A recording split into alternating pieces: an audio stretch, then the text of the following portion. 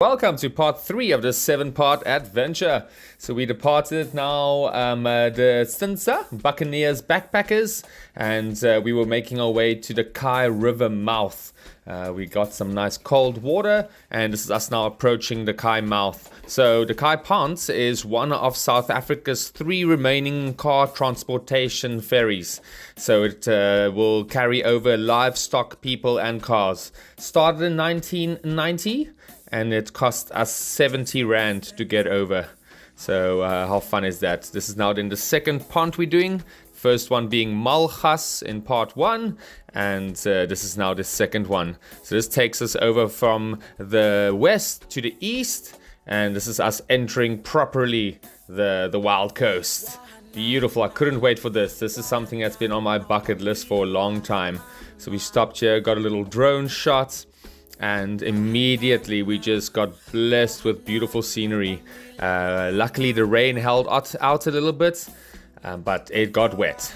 And I wanted to get the weight off the back, so I quickly threw in the extra fuel into my tank, and it got muddy.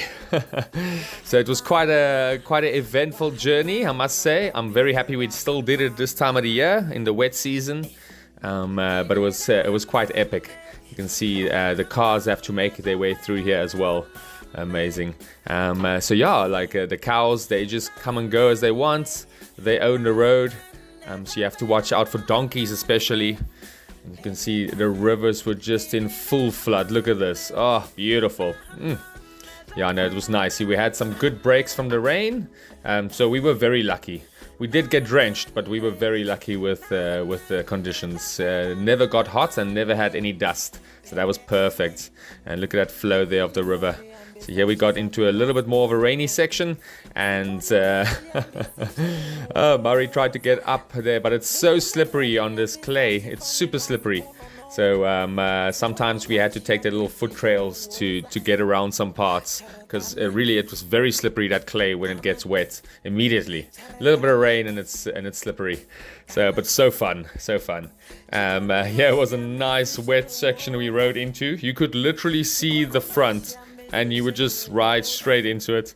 Here we didn't really know how deep it was or anything, how the bottom was looking. So Murray took the walk through.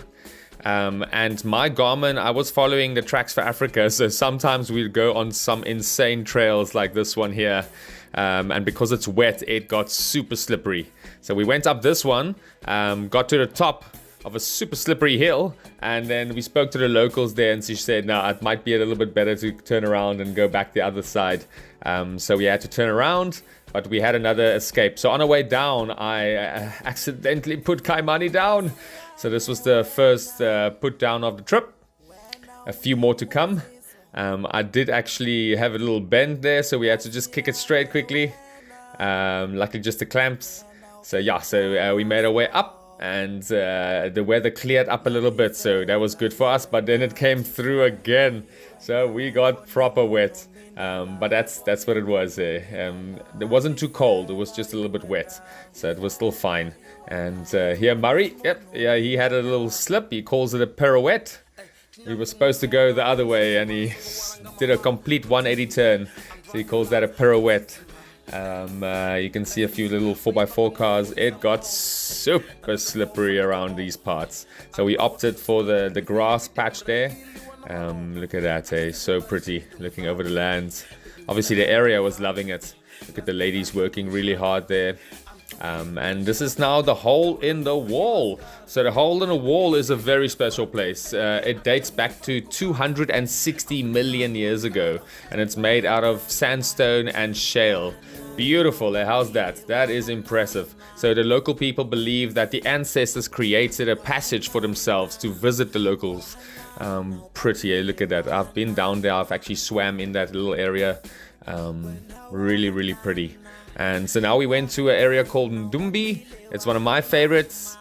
Just wanted to show Murray it. We actually dropped our gear off at the accommodation and did a little outride, which was quite lovely. Look at that, just chilling with the cows.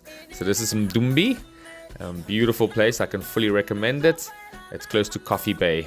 So we were pretty much making our way back to the accommodation.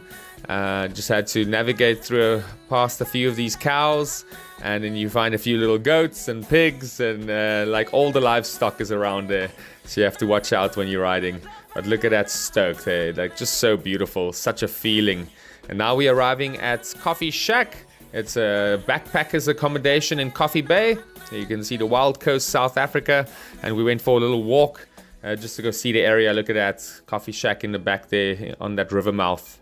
So this is then a little view area taking you over to the next beach. Also quite good for surfing when the waves are on.